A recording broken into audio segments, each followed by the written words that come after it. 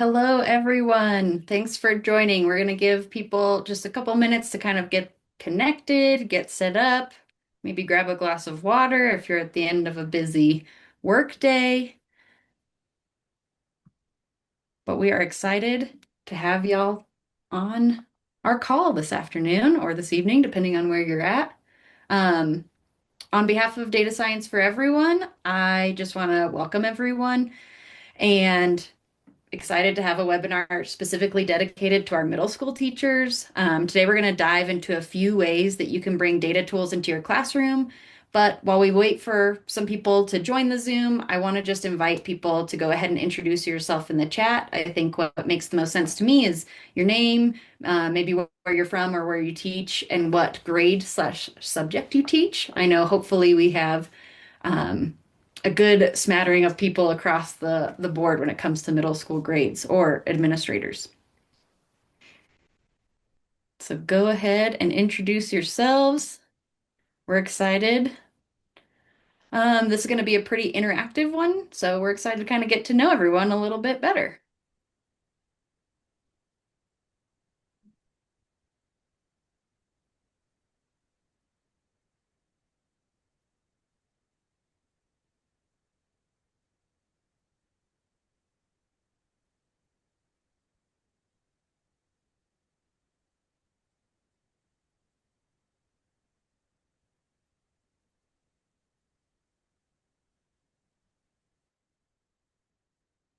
Okay, great. I see some people go ahead and introducing themselves on the chat. Because we have a lot to get to today, I'm going to go through some background information. So feel free to keep on conversating in the chat, and I will get us kicked off. So, a little bit of background on data science for everyone, if maybe this is your first webinar or experience with us, is that we are a national initiative, and our goal is to bring data science and data literacy into every K-12 classroom. Today, obviously, we're focusing on the middle school classrooms.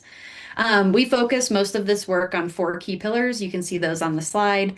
But those come down to raising awareness about data science education, gathering and catalyzing classroom resources for teachers, trying to build community, which is another focus and piece of this webinar, and then touching on the policy as it relates to data science education. We're excited to back up this slide with some action by highlighting some amazing tools and resources that you can bring into your classrooms after this webinar, as well as hopefully building some community with like-minded educators, middle school teachers that are clearly here to see some value in bringing data science education into their classrooms for their students. I also just want to do a quick reminder to everyone about the DS-free community standards.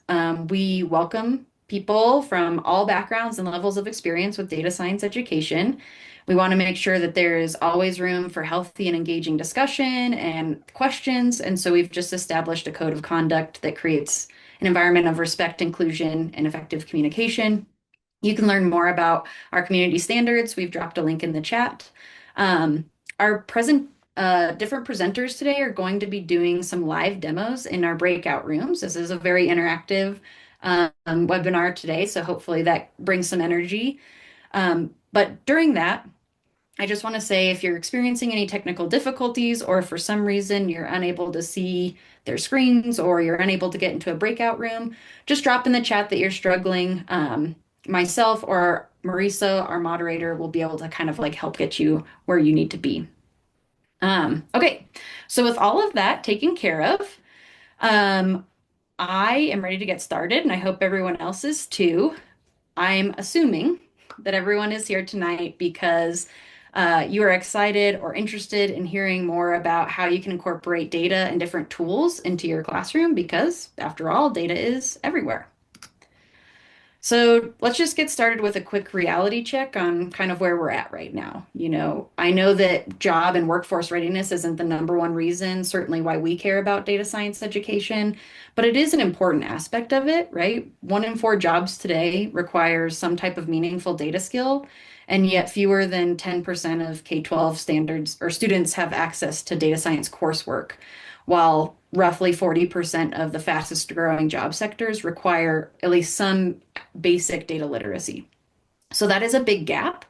But I think that that kind of undersells what we're all here for, which is that, data isn't something you encounter just at work or even really something you have to seek out at all anymore, right? It's in the news articles that your students are reading, definitely in their social media feeds that they're scrolling pretty much constantly.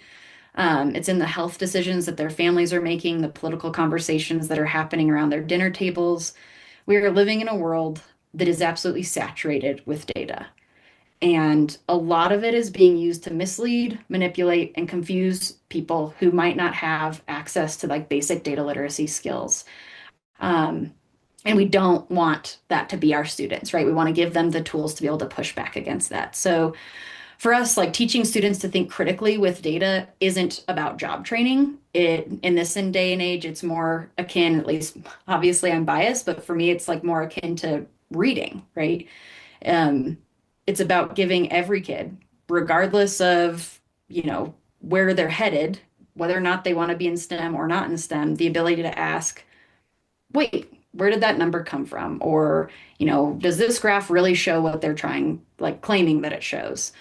That kind of thinking is foundational to being an informed person and engaged citizen. And most students will graduate without ever even being asked to work with or evaluate real data. That's the gap that we're here to close, and that should start even in kindergarten classroom, but definitely we know that our students in middle school are used to having technology at their fingertips, so let's like equip them with some ways to use it. So given all that, you might still be wondering, okay, but is this realistic for my classroom? I see in the chat we have some teachers kind of all over the board.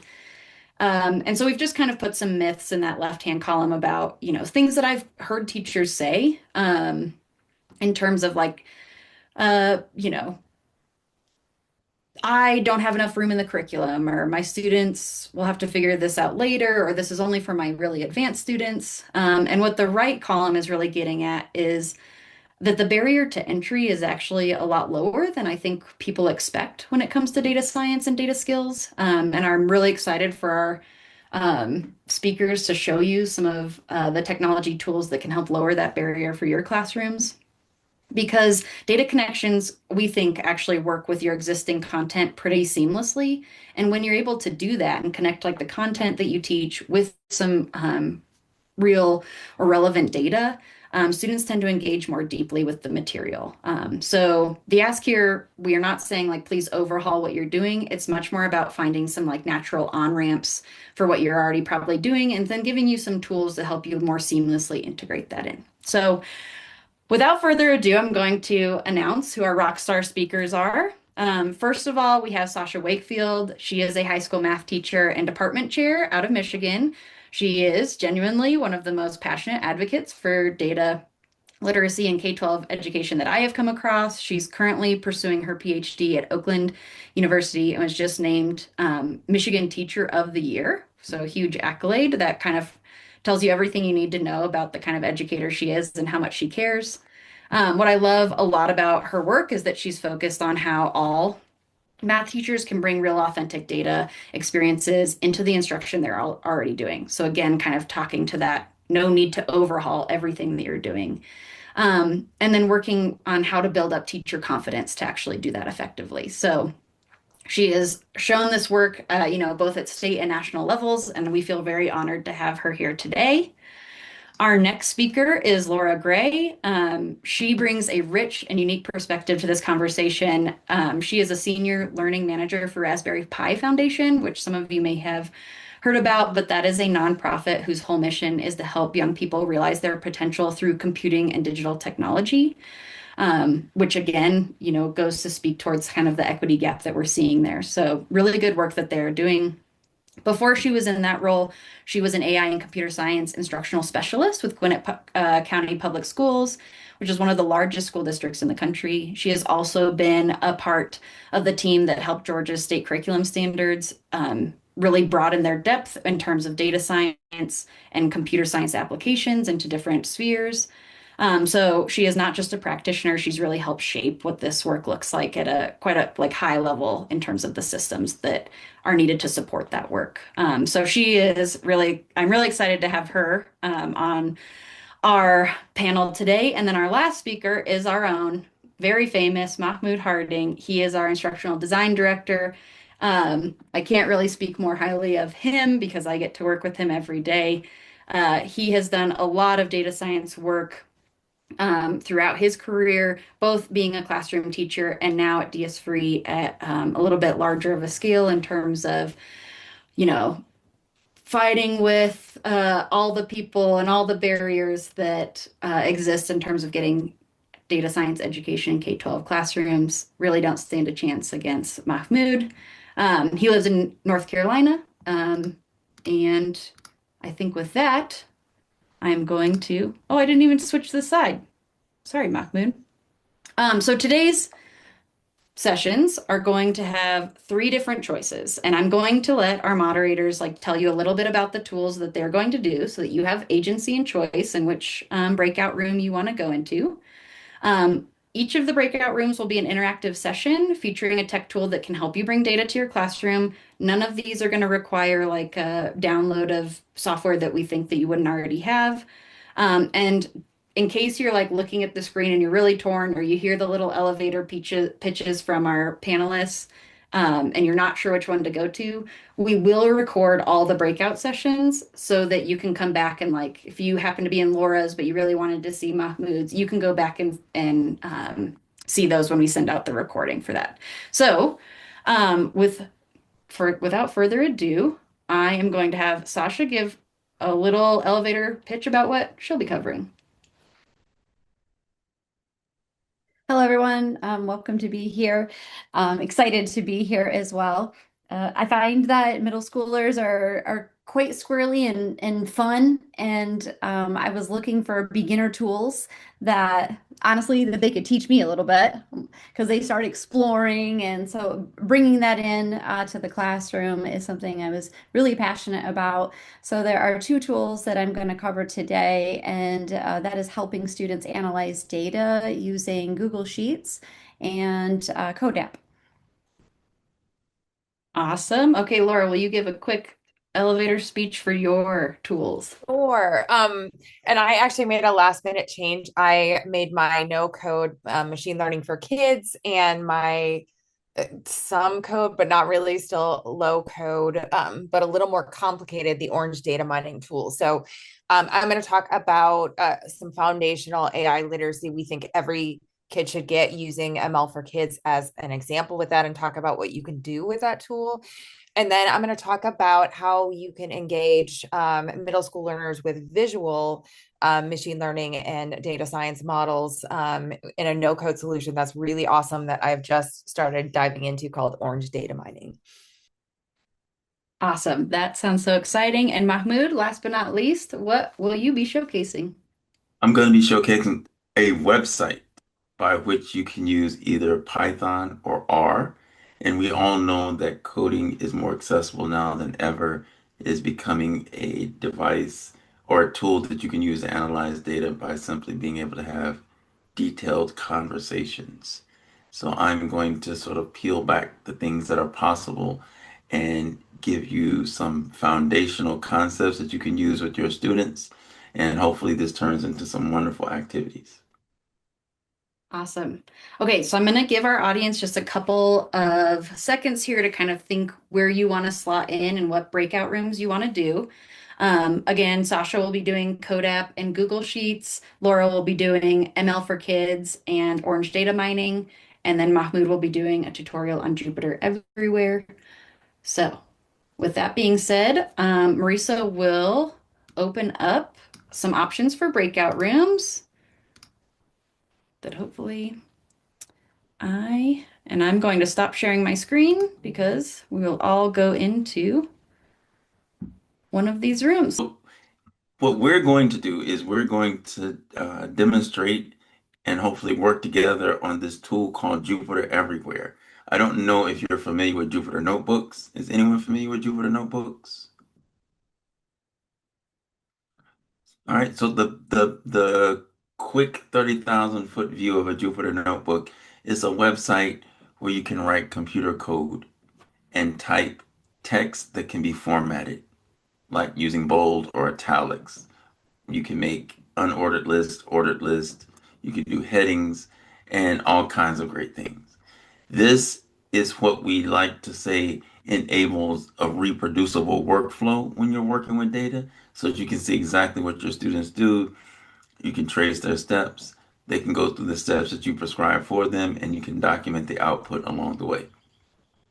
The beauty of Jupyter Everywhere is that unlike other flavors of Jupyter, there is no installation required. There is no user account required, like in Colab, where you have to have a Gmail address. There is no infrastructure that you need locally. All you need is access to the internet. And so if I go to jupytereverywhere.org, this is the home page. You'll notice here it says beta. This means that there are still people are still working to iron out all the little kinks that might be available, excuse me, that might be present in the functionality of this. And as soon as that's all done, this word will disappear. But for now, most of the things that we're going to do are good to go. This infrastructure is a limited version of Jupyter in that in Jupyter, the JU stands for the programming language Julia, and then the PYT is for Python, and the R is for the R programming language. We don't have an interface for Julia because this version is designed specifically for middle and high school students, and taking into consideration that Python and R are probably two of the more popular languages that might be in those spaces, as well as two of the more popular languages in data science. The way that you get started is just click and you're in. Notice I chose Python, so it says Python here. I could switch to R.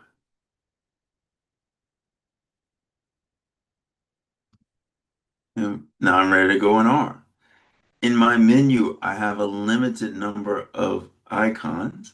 I have a button I can save, a button that can add a code cell. This means I can add a box to type in code in the language that I have set my web page to. I can add a cell for text. That means I can add text and format it. Here, play means I can run a code cell, meaning I can execute the code or execute a text cell, which will render the formatting so that the text appears in the format that I desire. I can stop in case something is processing and it gets hung. I can reset and I can run everything. I'm going to skip over to the last one. I can download when I'm done. When I download this, it turns into what is called a .ipynb file, which is a Jupyter Notebook file. But the beauty of this is the share icon. So what do I mean? If I go to the notebook that I made, and does anyone have a preference, R or Python? Or it doesn't matter, or you want me to choose? What are you feeling?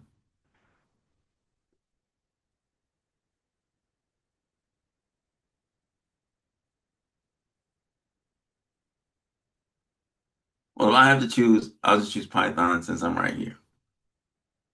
Uh, if I click the share button, notice I get a link.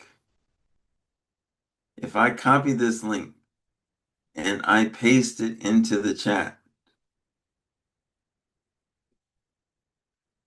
if you double click that link, and so I'm going to do it so that you can see exactly what happens. So I've copied that link and I paste it. It opens up the document exactly as I had it before sharing. Why is this so valuable? Now, as a teacher, I don't have to download this file, go search here, give this student a copy of this. I don't have to set anything up on a Google Drive or Dropbox. I just share the link. And if I want to make it easier, I can use bit.ly or tinyURL to make it shorter. Once I create copy, Now I get my own version of that same document that I can edit, but will not affect the original document. Notice I have not logged in.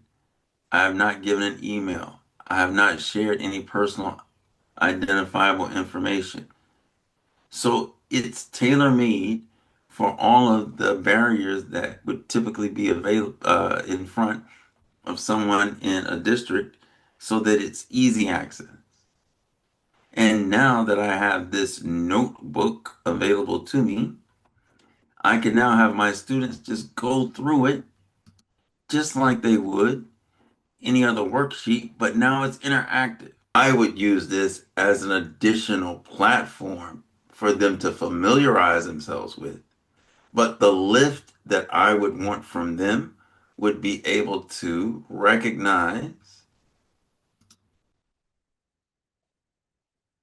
that if you see this,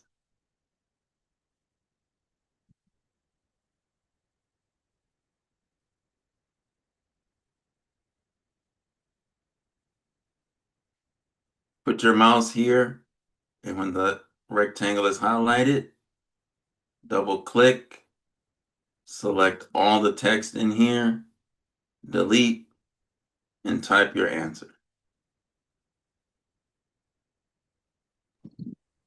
Got it.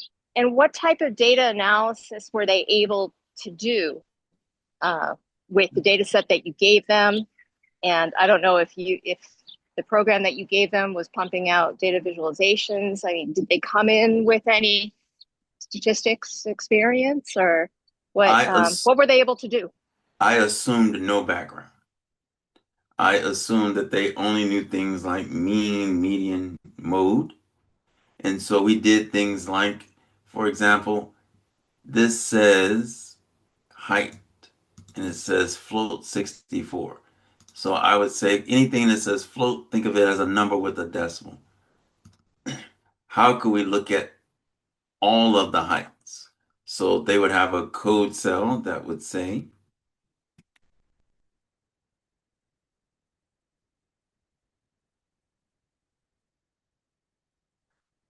and this only gives me by default the first five and the last five. They're not in order. So then the question would be, what information are you missing? And I would want them to think, well, only have the first five and the last five, and they're not in order. Then the next question would be, what if we could look at not all of the heights, but perhaps a summary of the heights? And so I would have them think about doing something like this next. If I could spell.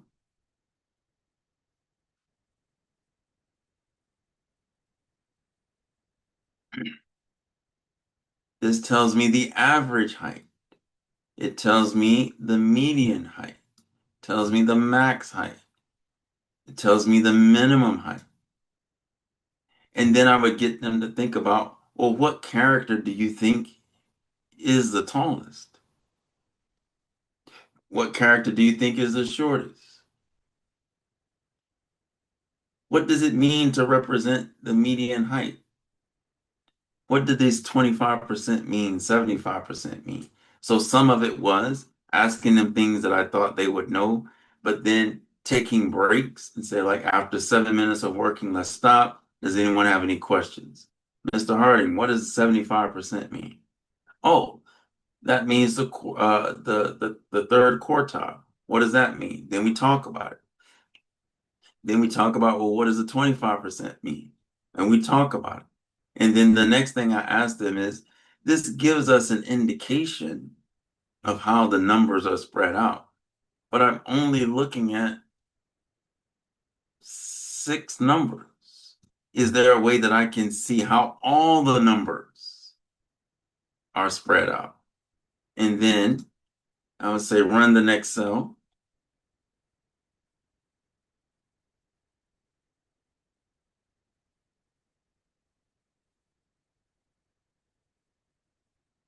And now I get a visualization.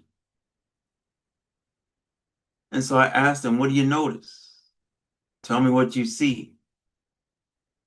general, not using specific language. Now remember, this was a, a week program, so the first day is all general language, all general observations, and I'm guiding them towards being more specific. So I focused on summary statistics that they recognized. I also focused on visualizations that they were familiar with. Bar charts, histograms, box plots, scatter plots. So then I asked them, in this, I see all the heights, and I see how all the heights, the pattern that they form. What am I missing? So then we go back and we look at all the different variables.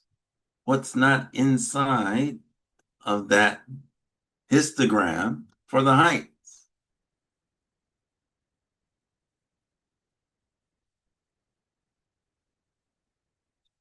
Well, the species might make a difference, right? In the Star Wars universe, they're aliens. Different aliens might have different heights.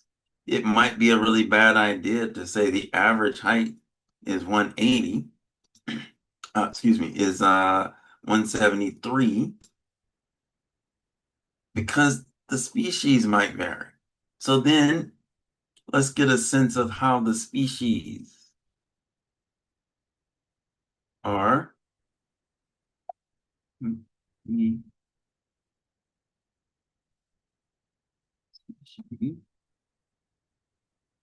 There we go. Let's get a sense of how the species are, and I wouldn't use the word distributed. I would just say what's the pattern that they have?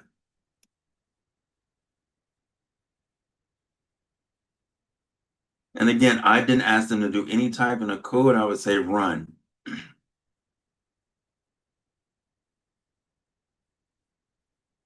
So now most of the characters are human. There's 6 droids, 3 Gungans, a couple of Wookiees, and the rest are like one character. So now I want them to think, which species is really dominating the average height? If I were going to use one number to describe the heights of all the characters, is my number tilted towards droids? Is it tilted towards Jabba the Hutt?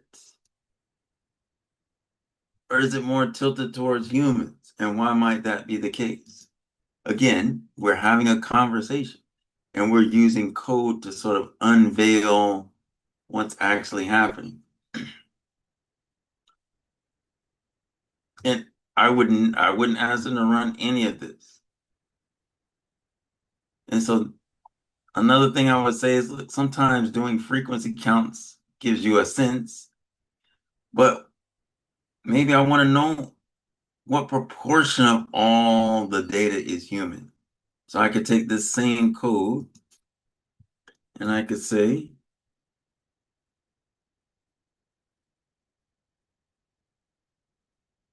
now I get proportion. So almost half of the characters are human.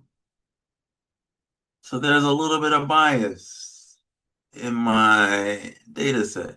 But this is a way to talk about ethics and bias without it being prickly. Talking about characters in the Star Wars universe. So then I might want to know, well, if I just want the humans,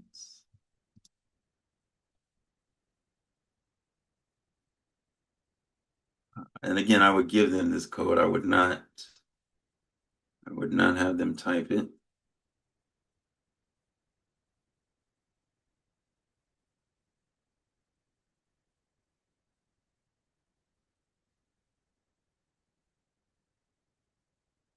I could filter for just the humans. So these are my 38 humans. And then what I can do is now I can get the mean height for all of my humans.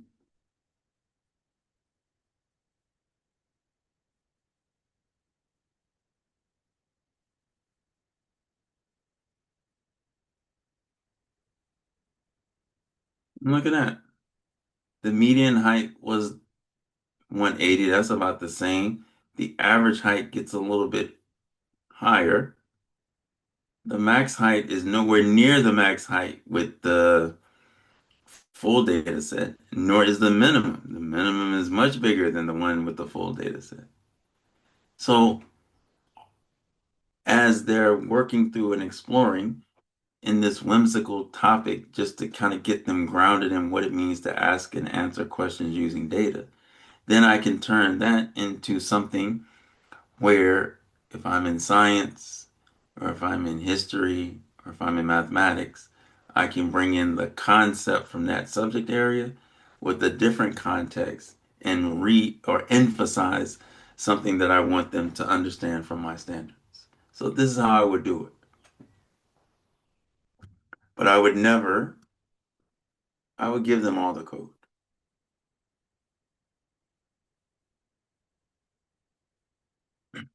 Any other questions?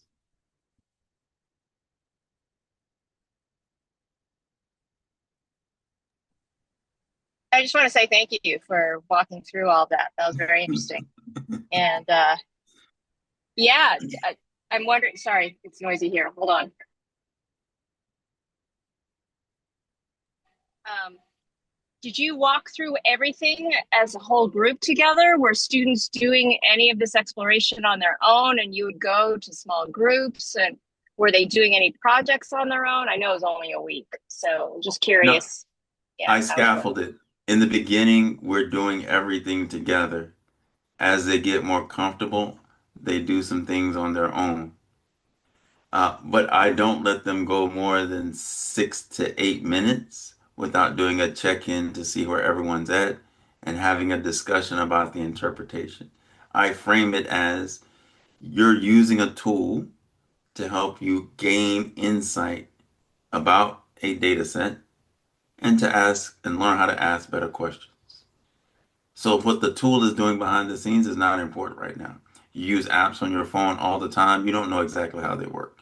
You just want the output of it so that you can make a decision. And this is what we're doing. And so I chunk it in 6 to 8 minute intervals. And by Wednesday, they were very comfortable using the platform. And Thursday, I had a choice of different data sets that they could use. So they would pick a different notebook, one that met their interest, and then they would go through about a 12-step investigation, answering questions along the way, and then they did like a slide deck talking about what they learned.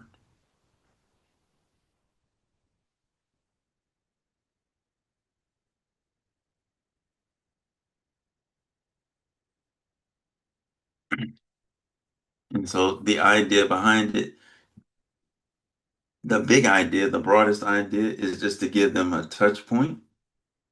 And the thing that I tell people all the time, when you use data in a learning activity, it doesn't have to start in that class and all finish in that class. You can start in that class and have a natural break point, and then you can pick back up later in the year when the content you're studying in your subject area is aligned with the next task that you want students to do. Thank you. That's You're good. welcome. All right, good evening, everyone. We are going to bring tonight data and think about how we can bring data to life in every single classroom, specifically looking at Code App and Google Sheets. I found myself having students calculate all the time. I was thinking, how can we help students move from not just making graphs and calculating, but actually starting to think about data? I put this meme up, and students are like, yeah, that's me. I can calculate really well. But if you want me to talk about it and see, it's kind of like a fire. And I'm like, I know, this is my life. And so what we're going to do is we're going to look at these two tools today to help students move from just simply calculating to learning how to interpret. And by the end of this session, my hope is that you're going to walk away with a simple way to get started, even tomorrow, to walk away with a clear understanding of how to use each tool. And then I have some strategies that's going to help you move beyond students just making the charts. So we are going to first start with Google Sheets specifically. And with Google Sheets, why not use our data? So I'm going to put 60 seconds timer. I'm going to put this bit.ly in the chat, and I'm going to have you fill out 10 questions in 60 seconds. And there it is for you. If you can click on that. And we are going to use our data currently right now. Da-da. Everyone okay to get to that link? Perfect. Okay, I'm going to start the 60-second timer right now.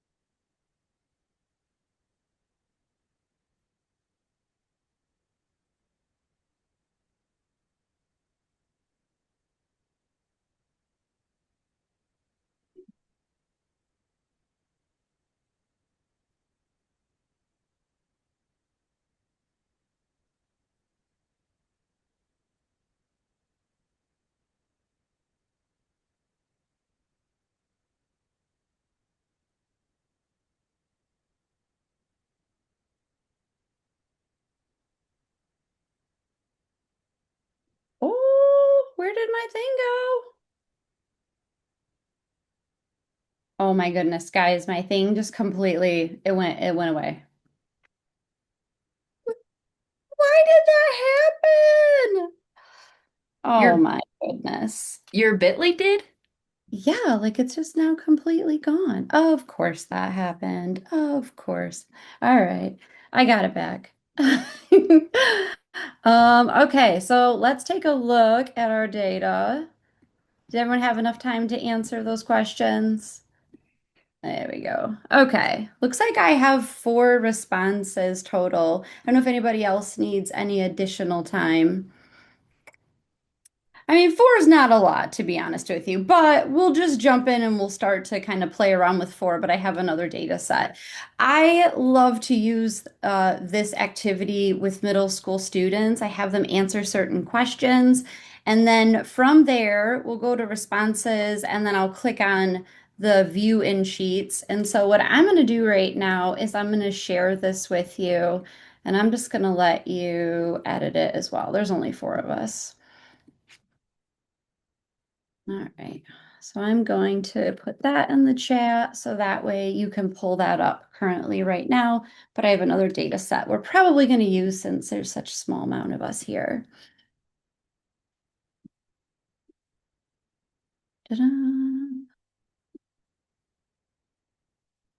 Okay, so let's take a look and see what we can do with our Google Sheets. The first thing is that we're kind of interested of I'm curious, and these are some of the questions. I'm curious the height in inches, if that has anything to do with how comfortable you are with speaking, or maybe how many pets you have, or maybe how many hours a week you work. No one's got 60, that's pretty good.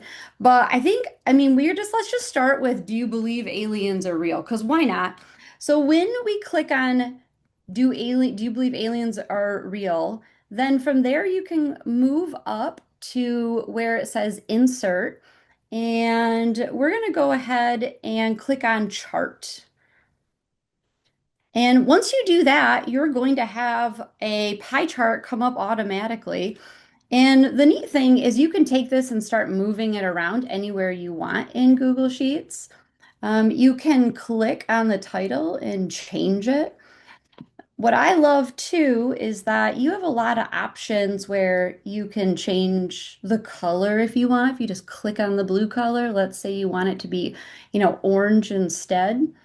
But some other really neat and interesting features is that you can say, well, the pie slice, what if I want it to have a percentage inside?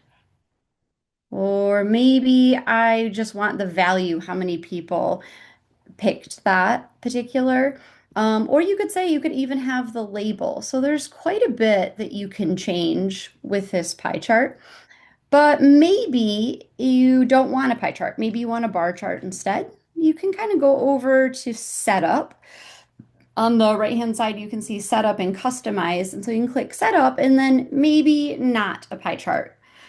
So Google Sheets already suggested to use pie chart, but maybe you want to use a bar chart instead.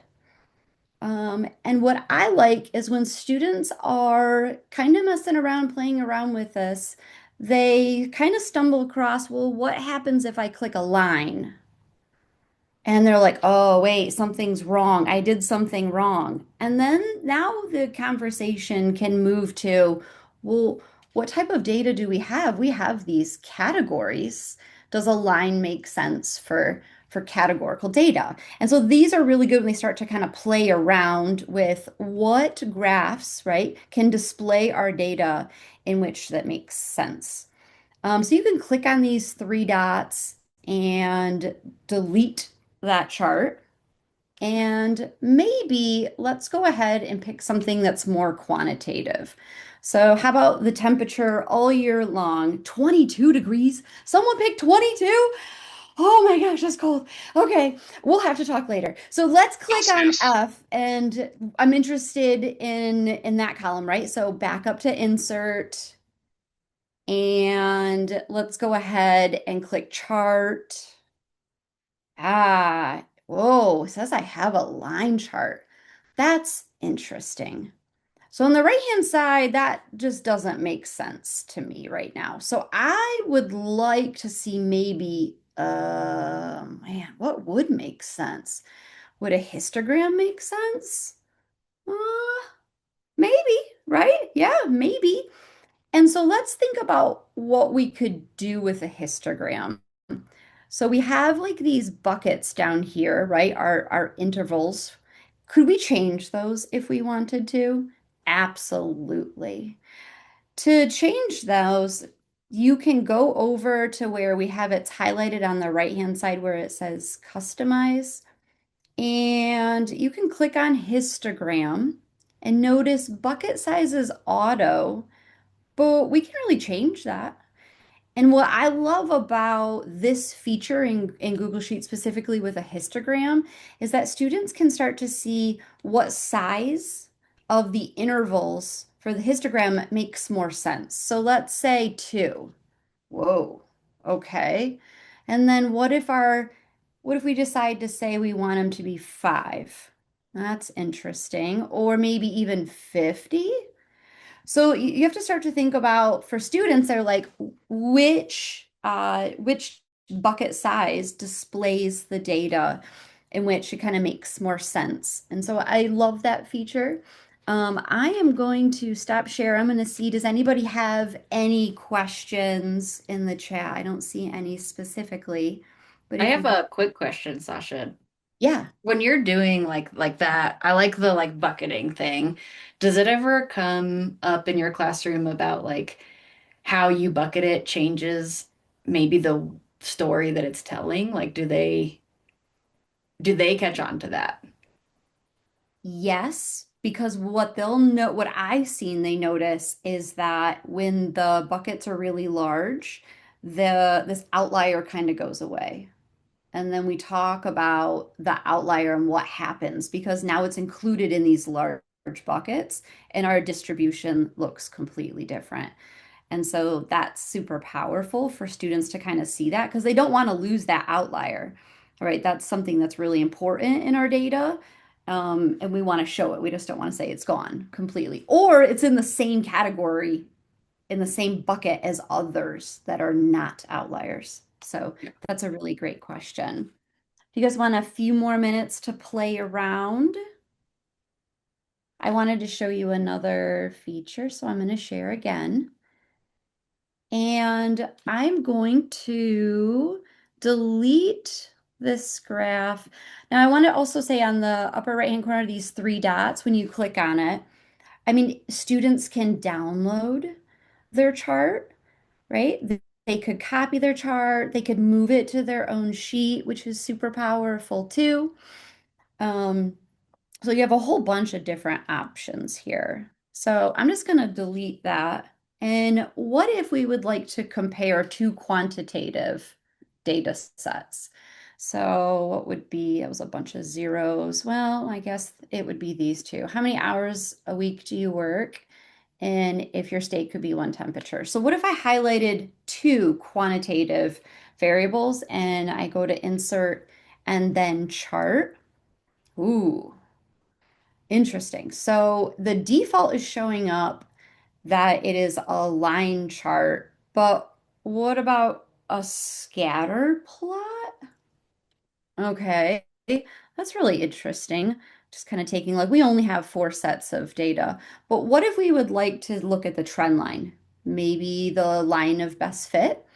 You could do that by going over to customize and choosing series. And then from there, if you scroll down, it gives you kind of like a trend line there. So students can kind of see where that line of best fit is.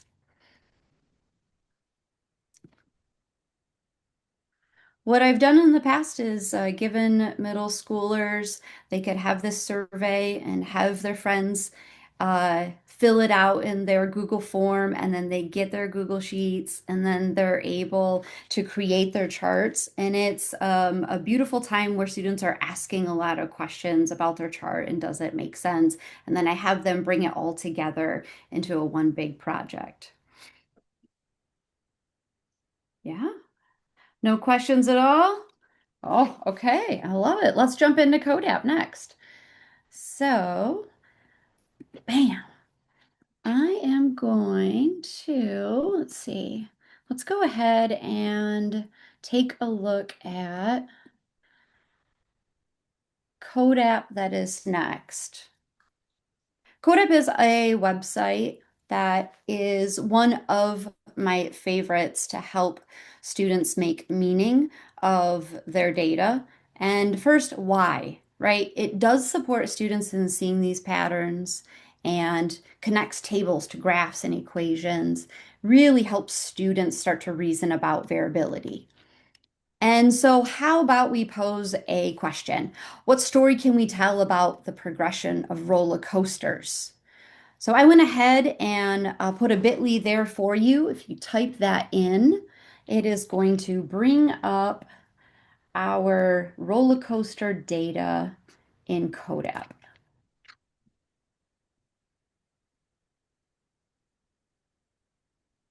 And I did it again. Of course I did. Okay.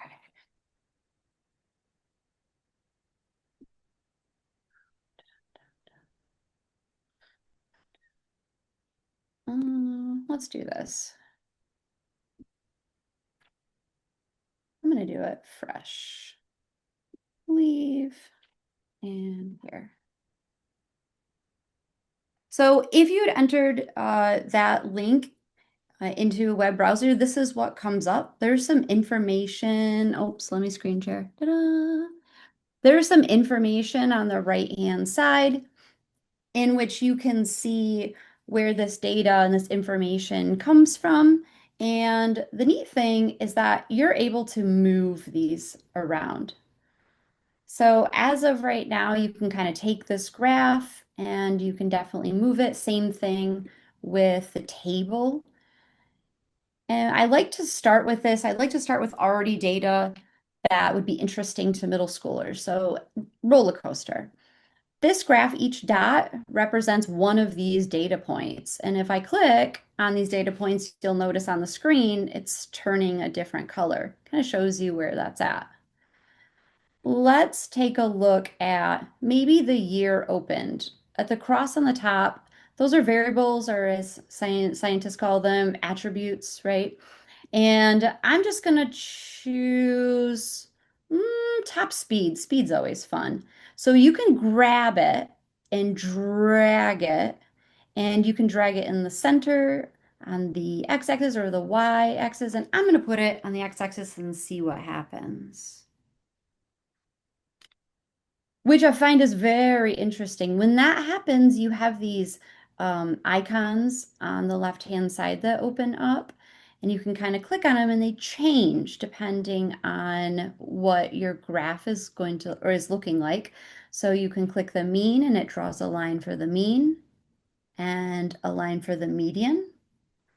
You have these other options as well as measures of spread, standard deviation, even standard of error.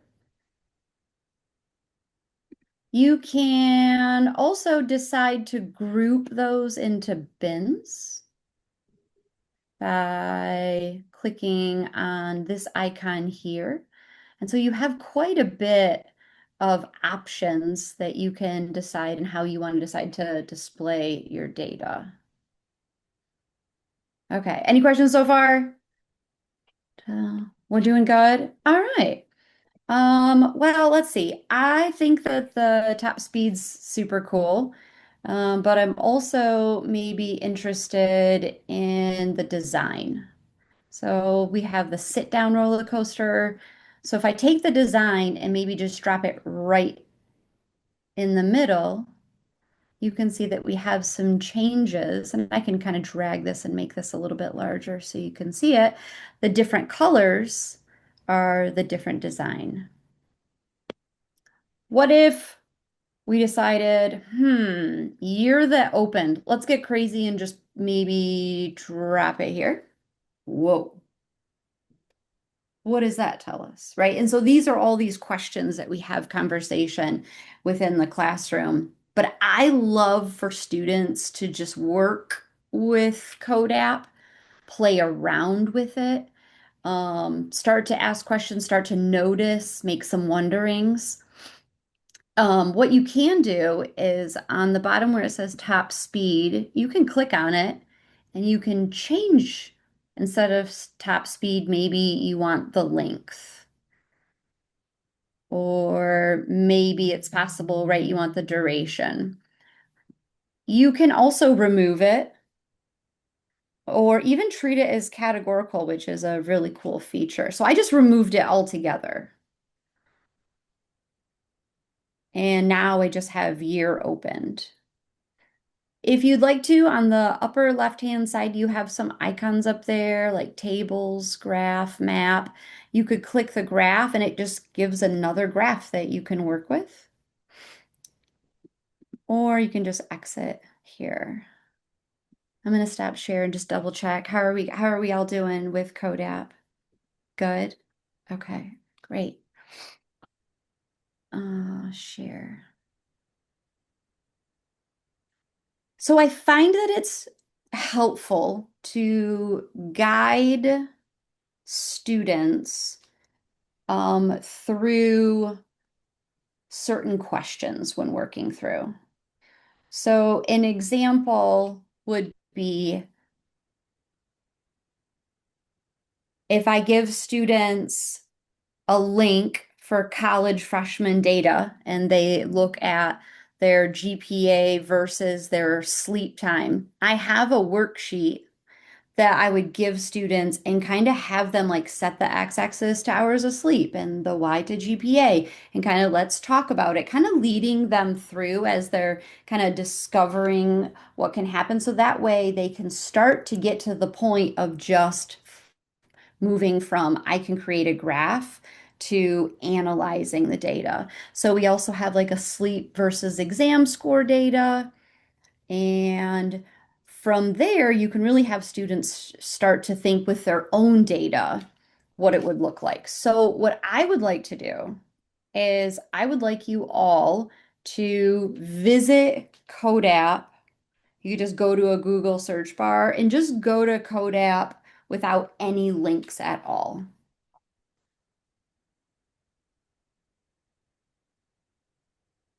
Yes, cool. Thank you, Hannah. And with that, we're going to go ahead and in the upper right-hand corner, we're going to click Launch CodeApp. When you launch CodeApp, you have a couple of options. You can open the document or browse some examples or create a new document. And let's just create a new document from scratch. Let's see what that looks like. So as you can see, we have nothing that's there, but in the upper left-hand corner, you can add a table. You can add your graph. I just added a graph right there. But what I think is super fun is going back to the data that we collected with us. So with our response data, what we can do now is we can download this data as a CSV file.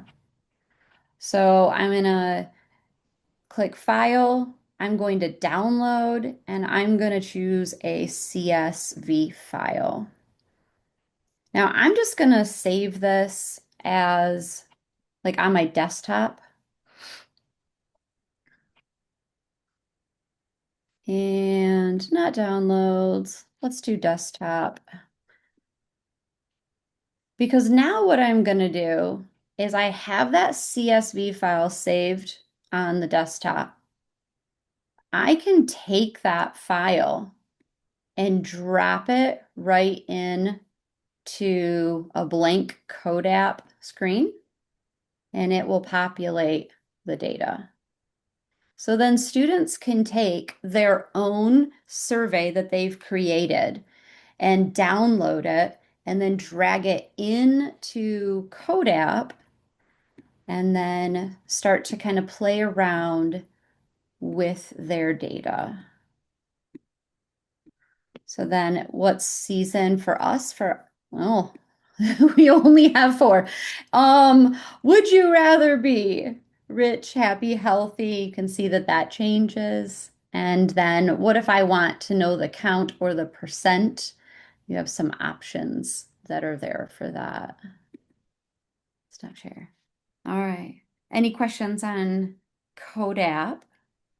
One thing, Sasha, could you walk them through that I find like really, really helpful on CodeApp is, especially if you're like scaffolding for students, is that you can create permalinks. So like you can have a chart already set up with just a few missing data points or something like that, and then have your students start from there as opposed to having to do it from scratch. And so if you have this, and let's say you wanted the students to look at this screen exactly as it is, if you save it and then you can create a permalink that CodeApp just keeps in their databases that you can share to your students, and they'll be able to give access to the screen as you see it, and you can like make changes and stuff with it from there. Yeah, absolutely. Thank you, Hannah, for reminding me that. So on our data, if in the upper left-hand corner with the three lines like the hamburger, I believe, you can come down here to, it Share, is create a copy. Oh, share. I've done something with create a copy before, but we're going to get a link to shared view and we're going to enable sharing. And it's generating a link right now, which I can drop into the chat. So I'll copy this. And when I stop share, I'll throw it into the chat. And then if you click on that link, what will happen is when the students open up that link, it's now the data that we all worked with, but now it's their own. It's not going to mess with anyone else's. They have their own sheet that they can manipulate and work with, which is one of my favorite features with CodeApp as well. Thank you, Hannah. Yeah, I love that. And also, like any changes they make, if you direct them on how to go and get their own link, I've had students like submit homework this way where they just submit the link to me, and then I can see the analysis that they've done in CodeApp because, there's 23 different copies of whatever investigation that they did. So it's a really cool feature. And since it's web-based, they don't have to do anything. The one thing I will like just caution people on is when you are having them do their own surveys or data sets, just remind them about, student data privacy, because that's something that they should learn as young as possible, is just being recognizing what data they're putting out there. Absolutely. Good point on that. Is there any questions that you have? None. Okay, well, I wanted to share a few more things with you here since our time is almost done. And I have quite a bit of data sets already available. I find a lot of data sets on the CodeApp website, and this will kind of launch students into making a decision of maybe how many hours you spend on your phone, maybe has something to do with the amount of hours of sleep you get. So we've seen some really neat projects come from that. Or this one was interesting, how many books you read versus the streaming services you have, how many streaming services. Students can get really creative. And sometimes even with middle schoolers, just kind of modeling it, kind of having an idea of what it looks like on paper first, and then comparing it to what you are seeing on the screen and using our data tools. And so all of these are available in the link that I'm going to show you. And above all, students are really learning data literacy. This QR code, if you scan it, is a Google folder that has all of our any resources that I've used today are going to be in there. And then there is this CodeApp Sheets. So go ahead and check out that special bit.ly. And thank you so much, everyone. I want to thank you because you've helped fund our foundational organization. But our foundation actually came first with the mission to help people realize their potential through the power of computing and AI. They developed the microchip computers, if you've ever seen them, as an affordable classroom device where teachers could teach things like embedded computing. They thought they might sell about 200 of them, but it has blown up and become a publicly traded commodity on the UK markets. So you see them a lot of times in consumer products. So I like to clear up that if you have bought a few and done some projects either in the classroom, thank you. You have funded the mission to support students because while we are separate in the work that we do, they do help provide a big part of our funding. So thank you if you made that contribution, but no worries if you haven't, because we support any computing device in the classroom too. So just to kind of level set, we focus on more of the knowledge and skills and resources that students need to build and use technology for good.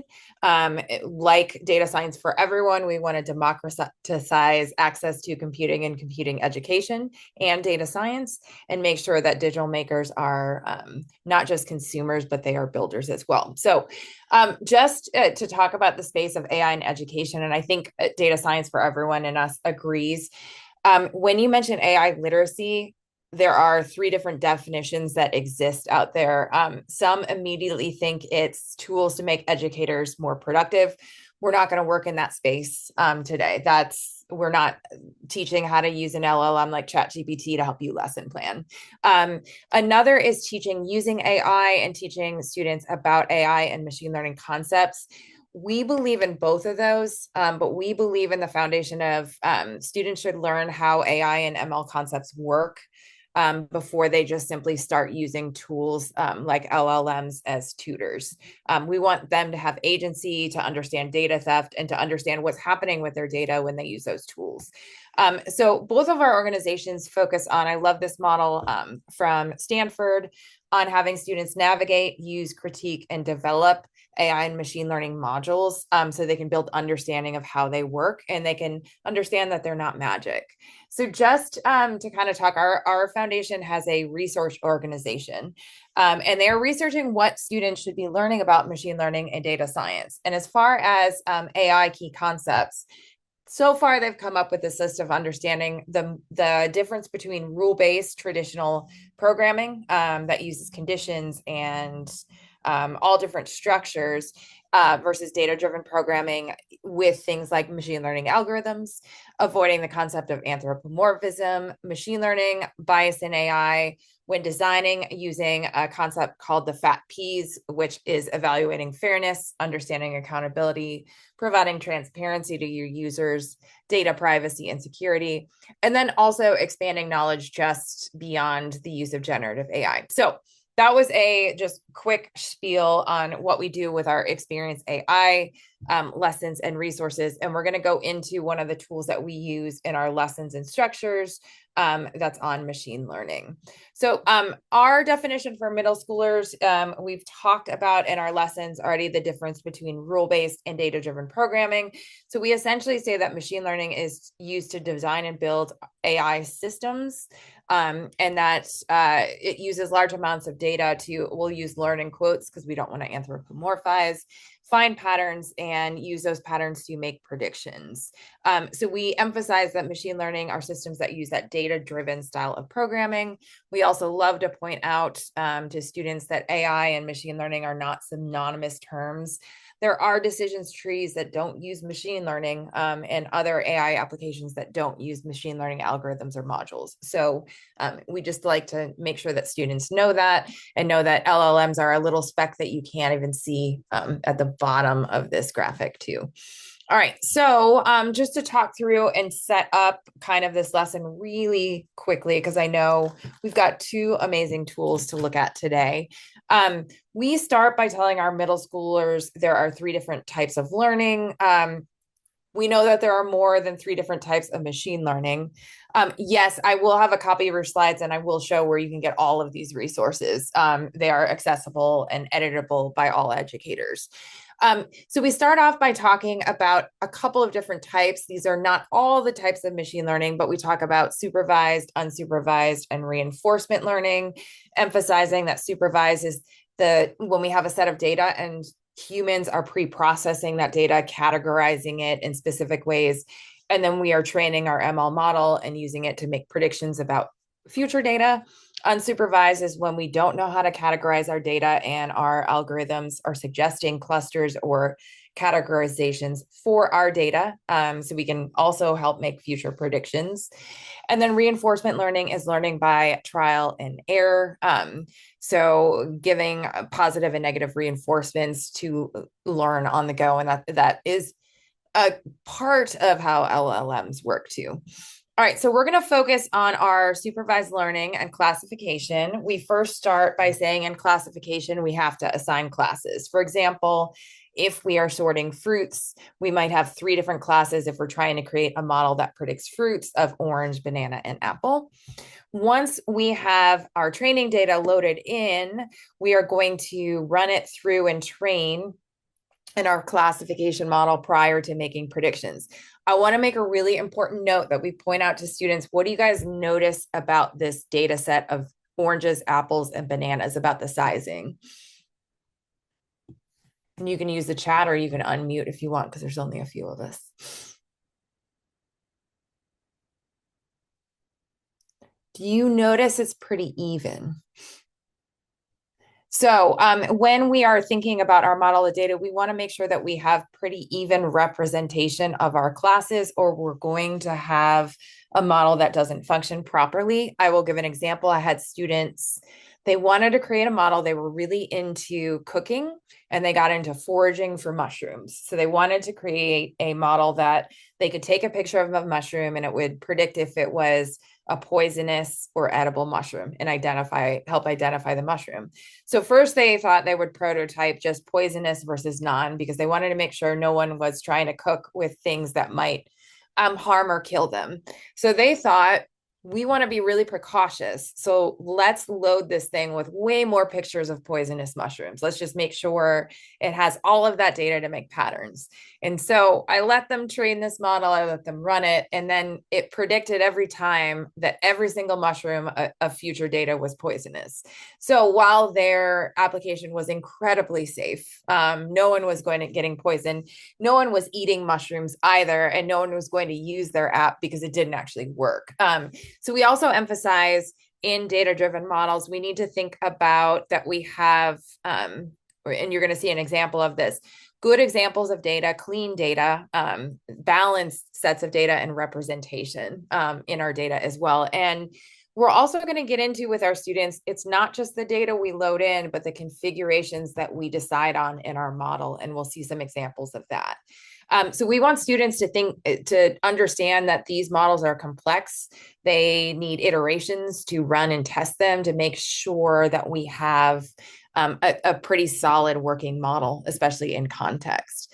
Okay, and so this is where we get into some of that configuration data. So once we have pulled our training data and sorted it, because this is a supervised learning model, into those classes, we're going to run it through our training model.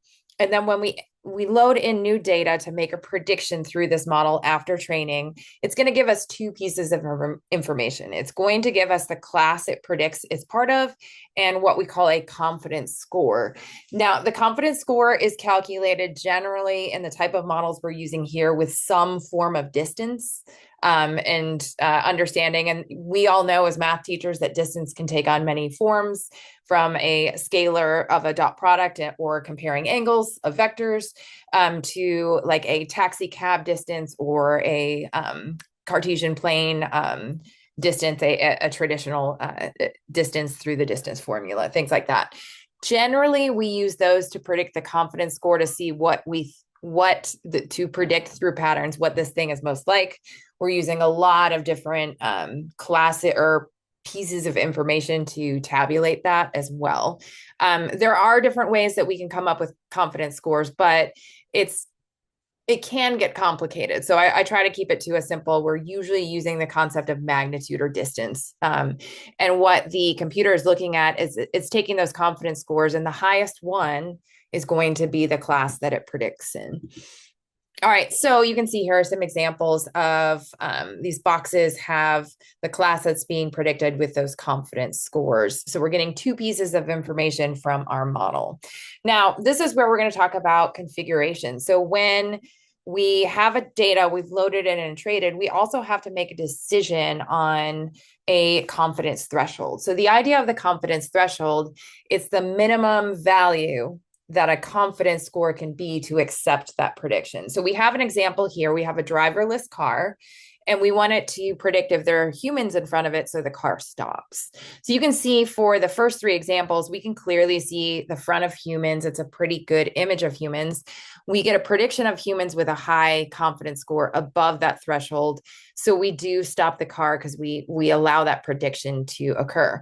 But here we've got a scene in the night and somebody hooded and turned behind us. We get a prediction that this is a human, but that confidence score is below the confidence threshold. So we actually throw out the prediction and ignore it. And unfortunately, in this case, the car is not going to stop. So one of the things we ask our students here is thinking about confidence threshold in this particular scenario. Would we want to bring the confidence threshold to be much lower, or would we want the confidence threshold to be high? And I will say this is a confusing one for students because they want to be confident that their car stops and doesn't hit people. And so a lot of times they'll say high here, but actually we want to drop it lower because I'd rather risk stopping the car more often than hitting a human being in this case. So context matters. But a couple of students will point out some really great thing about maybe I need to create a better model with better data, so I have better confidence scores and I can bump up my confidence threshold, which is also an acceptable answer here too. So we want them to think about the fact that we're not going to have a perfect model ever, but we have to think about not only does our data make a difference in how we categorize and store and collect that data, but also the configurations that we make in our model make a huge difference too. Okay. So let's actually get into the tool. I'll show you a little bit from L for Kids. And I will say we do have activities. I'll give a little background. The very first activity we have middle schoolers think about is a supermarket that we want to turn into an automated one where you can grab things, put them in your cart, and just walk out and get charged accurately. So we're going to prototype with apples versus tomatoes, and you'll get to see that model in a second. I'm going to demo it. And yes, all of these worksheets and everything, I'll show you where to get them. So I'm going to go to Machine Learning for Kids, which I was already in there. I'm also going to grab this worksheet just so you can see that they get directions on it. And this is going to be our data, and we'll talk through that. So you can see we have a worksheet with everything that I'm going to go through with you guys right now. So you have access to print or give that to students. I'm going to go ahead and try to, I was going to try to split my tab. It might not let me do that here. We'll try it this way. Okay, well, I'll just work on the fly. It's fine.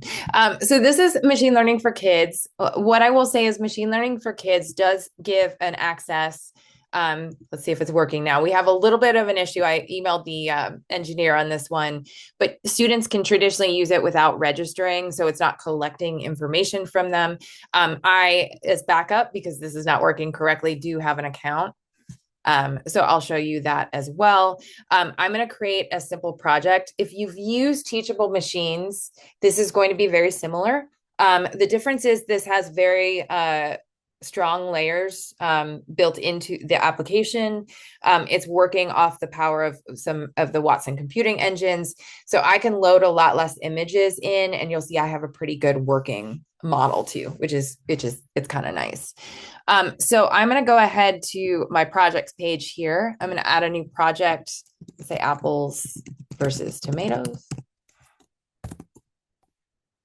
My project type, there's a couple different kinds where I can predict or generate text. We're going to recognize images in this case. And unfortunately, the languages does not have a US version of English. So we do have some UK spellings there. Just a heads up, it's by a gentleman from the UK who built this. And I'm going to do everything in my local web browser. That means that everything that I am adding to my model is not going to be shared or sent to their database. It's not going to be stored in any way. If I went with using the cloud, my data isn't stored or used by IBM. Well, it is stored, but it's not used by IBM on their servers. They never use it to train. So it is protected, but for safety wise, we're going to just go ahead and work in our web browser so we don't violate any of our school policies here. So I have apples versus tomatoes here. I'm going to go ahead and build my training model. So I'm going to add a label for apples. I'm going to add a label for tomatoes.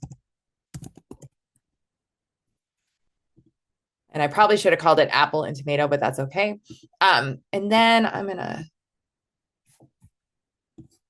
drag and drop some images. So just to note, we also talk about in our lessons with students why we have training data, but we've set aside data that we have already categorized as test data, because after we build our model, we want to test if it's reliable. So before, let me drag and drop some images in. I can also just put in images from the web. So I can put the URL. I can draw things in. I can also pull in files as well. And so I'm going to pull some apples in here. And you can see that's really quick. I'm just going to pull about 5 in for the sake of modeling today. Do you have any red apples, Laura, or just green? Oh, that's a really great note, and we're going to talk about that. Okay, so I bet you can see with your educator hat on, there's some intentionality here. So this is where I might stop with my students and say, do I have a good model right now for the grocery store scenario? And there's a very big point that Lee's pointing out is we've only put green apples in, and Lee and I both live in the South. We also know there's green tomatoes too, right?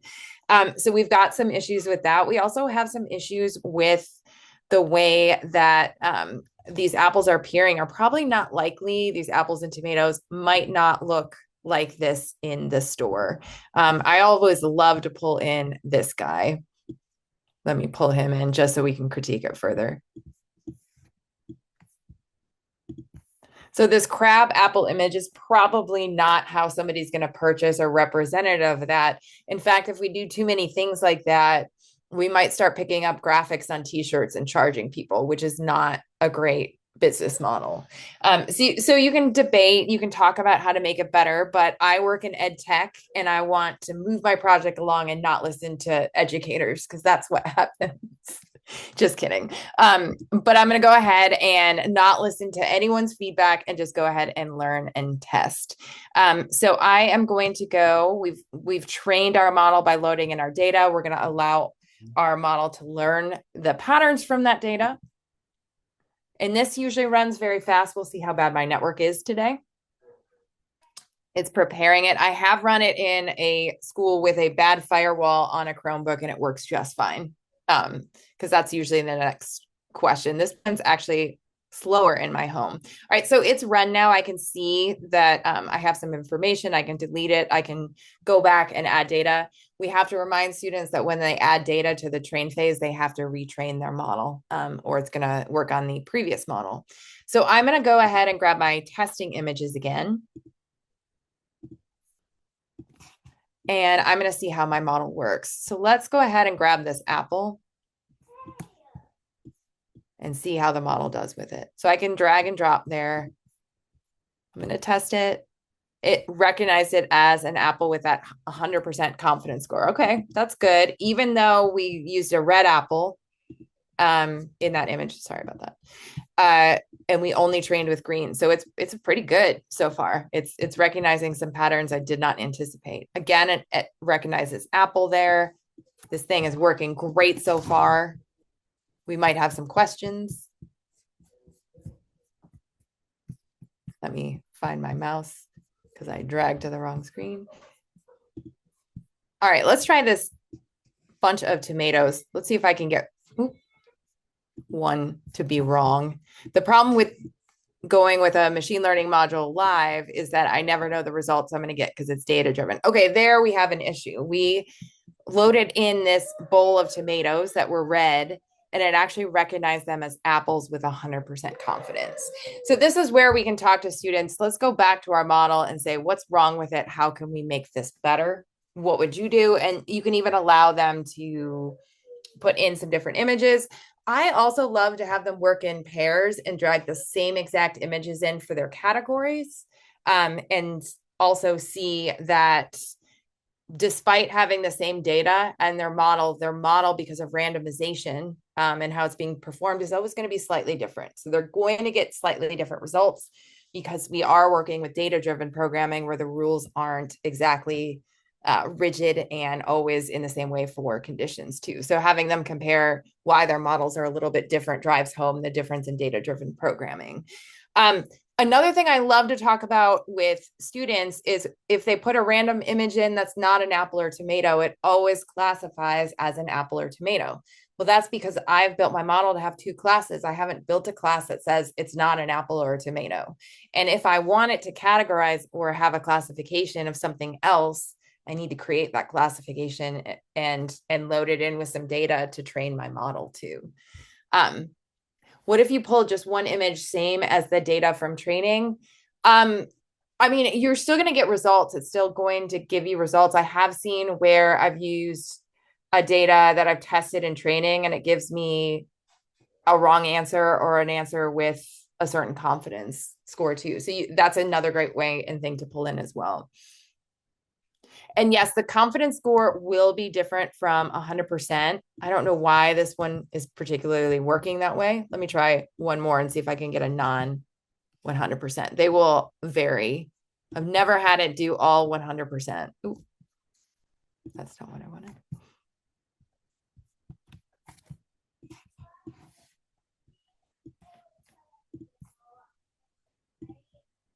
Okay, there we go. That one was a tomato, but it said apples and it has a 67% confidence score there. So it will vary, but having your students pair up and work through this and ask lots of questions is the goal. We want them to understand that this isn't a magical machine. They are seeing how data is driving it.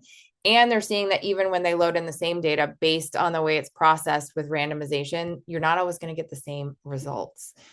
So that's a great discussion as well. So what I will say is we offer a lot of lessons for that beginning AI literacy we feel like every middle schooler should have. We have a couple of different units available that are for the middle school. The one we just looked at was a lesson found in Foundations of AI, and this will eventually lead to students understanding the steps of building an ML model from the classification and training phase all the way to testing and evaluating and retesting as well. So this has 9 lessons within it. We also have an AI safety unit that's really moldable for middle schoolers that is technically 3 lessons, but could go anywhere from a couple of hours to 3 30-minute sessions as well. We have a lot of different flexible ways. And just, all of these lessons have intro videos, lesson plans, slide decks, worksheets, concept videos for students and for teachers on training them how to use tools and assessments, and everything is free. We also offer PD on supporting that is training on those. And I'll show you how to get to those after if you're interested. But it's the end of the year. So if you're looking for what do I teach during testing season, this is the perfect thing to start doing with students. In fact, I was working on a school with that today. All right. I went through that really quickly and I know we're almost on time, but I do want to show off the most amazing tool ever. It's called Orange Data Mining. So this allows you to do a no code visual format for your middle school or higher students. I personally love using it too, where they're focusing on the data science concepts and not the programming. While you can pipe both these tools I'm showing to you today into Python or Scratch with APIs, you can even pipe this Orange Data Mining into a Jupyter Notebook, which is what Mahmoud is showing as well. This tool is so cool. I'm not going to have time to build a model live. Let me find it on my screen. It's even got a cool logo. So I have built a machine learning module. I've imported, and you can see if I want to do an import, I literally can drag and drop, and I can select the file that I'm working with. I'm going to do my penguin size data. This is from, I grabbed this. Ooh, that's not what I wanted. I grabbed this from Kaggle, but I think this is, I'll give Taylor Gibson a shout out. He has shown me the penguin data if you've ever worked with that. So I imported some data. I can run some metrics on this data. So I can pull in data info and just drag it and get some info about my data and what's going on with it. I can also look at it. I actually added a pre-processing step. So if I add, let me show you. If I take this import and just put it in a data table, you can see there are rows that are not populated in this data. So I did a cleaning step in which I pre-processed the data. I removed any impute rows. You could just average or have a random value be replaced in there. And then I have a clean set of data. I have dragged in that I'm going to select a column feature of species. So I'm eventually going to build an ML model that tries to predict species based on data. And then I have my sampling mode. So I am doing an 80-20 split of how I'm going to sample my data. 80% is going to be my training data, and the other 20% is my sample data. And so I pulled in data tables here. You can see my training data has 262 columns, and now my testing data has 65. That's an 80-20 split. And all I did was click on this little line in between them that connected and said I wanted the sample as data. And for this one, I wanted the remaining data that wasn't included in the sample in another sheet. So I've literally been able to use this tool to really quickly create that split of I want 80% of this as my training data and 20% as testing. I then took it and ran it into a binary tree model where I can configure some settings as well. And then I can do some testing and scoring to compare my model. I can do it by all of mine. And the CA is that accuracy that's coming in. I can do it by penguin type, but I also have my testing data, and I use this predictions feature to tell me where my predictions were off. So you can see all of my Adels are pretty much a good match in my test, except one was identified as a Gentoo type of penguin. So there was only one failure. My chain strap penguins were a mess. There were 1, 2, 3 different ones that were not predicted correctly there. And then my Gentoo were all predicted correctly there. So that tells me maybe I need some more data on my chin strap. And I could, in fact, get some information about that by maybe pulling this in and connecting all my data to it. Oh, that's not what I wanted. Sorry.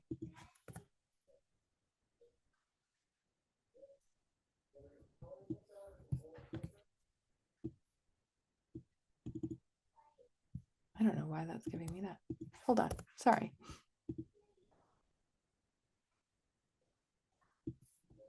Let's do it this way. Okay, so we've got some column statistics here. I can look at, I'm coloring this by species because we noticed my chin straps were not predicting correctly. And if we look at the distribution here of species, you can see that that's my lowest amount of data. I don't have an even set of data there, so it's predicting the other ones more often. So I definitely need to balance my data out a little bit more here. We're going to get cut off. I know I went through that so quickly, but I have included all sorts of resources that link to both resources that I've showed today. I'm so sorry. We had such a short amount of time and I wanted to do so much. I overplanned, and let me try to demonstrate it really quick. There we go. So I do on the slide deck that they're going to send out, I link to where to get the Experience AI resources. We actually have a fellowship coming up at ML for Kids. And for Orange Data Mining, I link to the tool, their education blog, installation instructions in case you want to tie it into something like a Jupyter Notebook, YouTube, and their widgets. They have so many educators that are starting to use this tool that are building lessons for middle schoolers, that their YouTube channel and their blog are pretty awesome for getting lesson ideas. So hopefully everyone got a little bit of time to play around with the tool. I'm now going to either put the speaker or someone from the group on the spot. So Sasha, if you wouldn't mind just quickly talking about what we kind of like key things we learned in our Code app and Google Sheets run through. Yeah, absolutely. Our focus in our group was using the tools to move students beyond just making graphs and having these graphs be the center for helping students interpret patterns and compare groups, and really helping students ask questions. So we went into Google Sheets and how to create different types of graph with different types of variables. And so that was super important to see. Um, and then we moved over into CodeApp and we learned quite a bit in CodeApp and never enough, in my opinion, on how to analyze data, create different types of graphs, and even upload new files into CodeApp. Great. Okay, Laura, or someone brave from Laura's group, what was a cool takeaway from your breakout session? I went right to the very end, so I might have not given them time to think through that. Okay, why don't you tell us the coolest thing you have learned in your, because I know Orange, the data mining tool is even new kind of for you. What's the coolest thing about it? I mean, I feel like I learn something new every day, and I have been watching a lot of YouTube resources. I think the one I got the idea for the activity I built today was from somebody that was 12 years old. Going through, you guys know the penguin set of data, the infamous penguin set. They built and evaluated two different machine learning modules to predict penguins, and showed how you could use the features to create a sampling set of an 80-20 split, and then you could use that model to build the chain to go ahead and test it for you too. So I think what's great about these tools is they allow for students to understand the concepts and learn lots of questions and about all the things they need to think about to be responsible makers of machine learning algorithms that make predictions, which is really important. And it gets away from the minute steps of having to teach the programming. It gets them focused on what are we actually doing. So it's a great balance of that cognitive load. Wow, that's amazing. Okay, Mahmoud, or someone from Mahmoud's room, put you guys on the spot. What was the coolest takeaway about Jupyter Everywhere?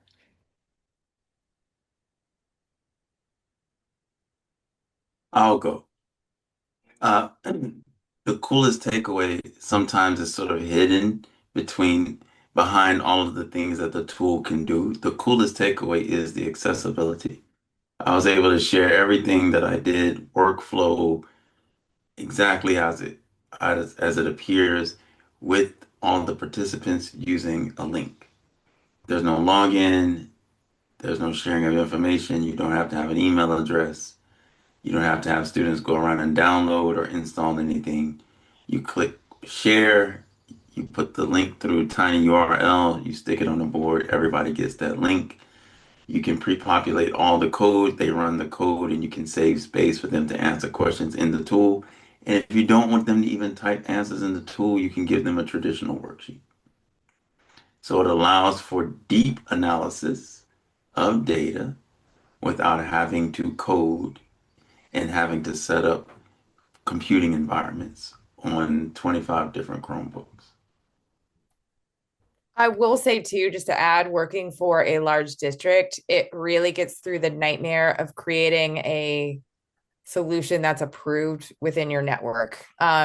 Just Google Colab was a strong no. And like Mahmoud was saying, the infrastructure to get somebody to set them up on individual computers or laptops or devices could be a nightmare. And this allows you a space to go right away that's approved and safe for your students to use. So that's a huge thing because it's a big win right away.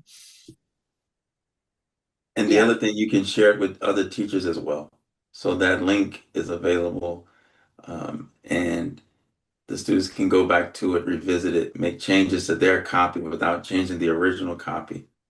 And so it's just the accessibility is second to none. Yeah. Okay, so those are just a couple of the tools that we got to dive into today. But this group, our middle school working group, with Sasha, Laura, Christelle Bruno, who wasn't able to make it tonight, have been working really hard to figure out a way to show the group a plethora of different tools and for you to be able to find one that fits best within your context and what might work better for you. So I'm going to just really quick share a different screen so that I can walk y'all through that. Oh, we're actually really quickly, mhm. Let me go back. Oh, well, actually, I'll show you this first. Okay. It is called very a plethora of different things, but we're calling it the DataToolTechMatch. This is a website that we have made to kind of highlight a bunch of different tools that we think could be used in a bunch of different spaces. So you'll see, like, today we did decide to go over just a few. We went over CodeApp and Google Sheets in Sasha's room. Mahmoud went over Jupyter Everywhere. We have some that we didn't have time to go over just because, it is only a 1 hour webinar. But you can kind of click on all of these, and if there's one that you really liked, like Orange Data Mining, you can view the full profile. It'll give you some of the information about that. If you don't want to go through it, seems overwhelming to look at all of them, you can like select that you are middle schoolers. You want it to be a low level of commitment in terms of onboarding for students. You can tell it that you want to do no coding, and it'll kind of match, what's best for they think that use case scenario. So we're really excited to kind of throw this out there to get more kind of tools in your tool belt in terms of being able to, bring some of that technology into your classrooms in a pretty manageable way. So I'm going to actually go ahead and drop this in the chat and mhm, um, let me go back to, all right, let me just go here and show you guys the code. Mhm. Okay, there is the link for it there at the bottom of the screen. And we also have a QR code in case you want to go ahead and play around with that. And with that, I'm going to officially open it up if there are any questions. Um, Feel free to stay and put them in the chat. Otherwise, if anyone wants to follow up with Data Science for Everyone, we can connect you with these educators if you want to get any of the resources. I know in our breakout session, Sasha shared a folder for the things that we walked through. And so those will be available in the follow-up email that you guys get from us for attending the webinar. if you want to get involved, please feel free to go to Data Science for Everyone. We have a Slack channel or a bunch of various social medias. You can also go to our resource center to find resources on how to incorporate data science in your classroom. And with that, I just want to say thank you so much to our speakers for hosting breakout sessions. Thanks for our participants for being willing to kind of get your hands dirty in the data and actually learn something new on a late evening. And keep your eye out for a follow-up email. If you want to look at a different breakout session that you weren't able to go to in person today, you should be able to do that. Have a great night, everyone, and thank you so much.